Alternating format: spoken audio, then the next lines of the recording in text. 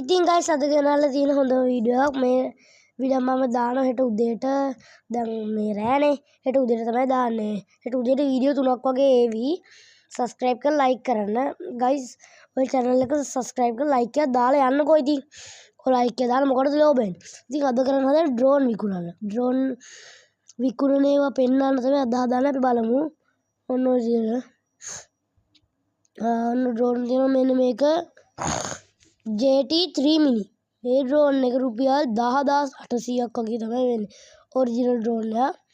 ඊළාට drone බලමු අපි ඒක 10800යි. drone එක තියෙන 12000 මේ තියෙන. ඒකත් හොඳයි.